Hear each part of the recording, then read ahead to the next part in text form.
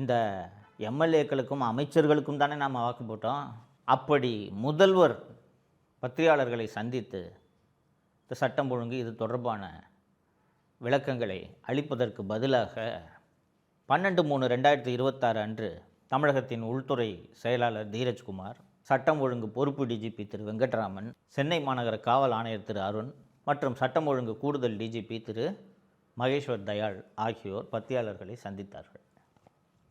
அந்த பத்திரிகையாளர்களை சந்தித்து பத்திரிகையாளர்கள் பல்வேறு கேள்விகள்லாம் எழுப்புறது எல்லாத்துக்கும் மழுப்பலான பதில். நாங்கள் இதில் நல்ல ஆக்ஷன் எடுத்திருக்கோம், அதில் நல்ல ஆக்ஷன் எடுத்திருக்கோம். சிவகங்கையில் அந்த அஜித்குமார் காவல்துறையால் அடித்து கொல்லப்பட்ட விஷயத்தில் பார்த்தீங்கன்னா சிபிஐக்கு நாங்களே ஹேண்ட் ஓவர் பண்ணிட்டோன்னு ஒரு பச்சை பொய்யை உள்துறை செயலாளர் சொல்கிறார். இவங்கள ஹேண்ட் ஓவர் பண்ணாங்க. சென்னை உயர்நீதிமன்ற மதுரை கிளை அந்த விவகாரத்தை கையில் எடுத்து சிபிஐ விசாரணைக்கு உத்தரவிட்டது. மதிப்பிற்குரிய மனித உரிமை வழக்கறிஞர் திரு ஹென்றி டிஃபேன் அவர்கள் மனுதாரர் சார்பாக மதுரை உயர்நீதிமன்ற கிளையில் வாதிட்டதன் காரணமாக அந்த வழக்கு சிபிஐ விசாரணைக்கு சென்றது.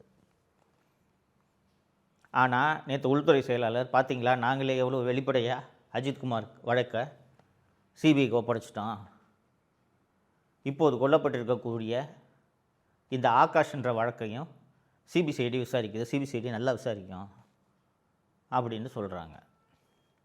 சொல்லிவிட்டு கடந்த ஆட்சி காலம் மற்றும் இந்த ஆட்சி காலத்தில் நடந்த குற்றங்களுக்கான அந்த வழக்குகள் பதிவு செய்யப்பட்டதற்கான புள்ளி விவரங்களை வெளியிட்டு பார்த்தீங்களா, போன ஆட்சியை விட இந்த ஆட்சியில் குறைஞ்சிருக்கு, குற்றங்கள் குறைவாகி இருக்கின்றன அப்படின்னு எண்ணிக்கைகளை பட்டியலிடுகிறார். போக்சோ வழக்குகள்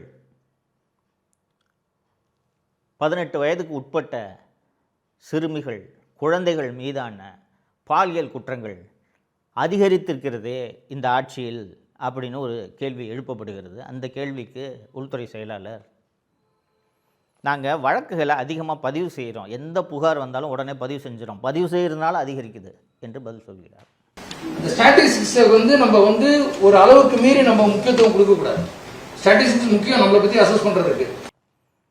இது ஒரு ஜனநாயக ஆட்சியா? ஒரு முதல்வர் இப்படி அதிகாரிகளின் பின்னால் ஒளிந்து கொள்ளலாமா?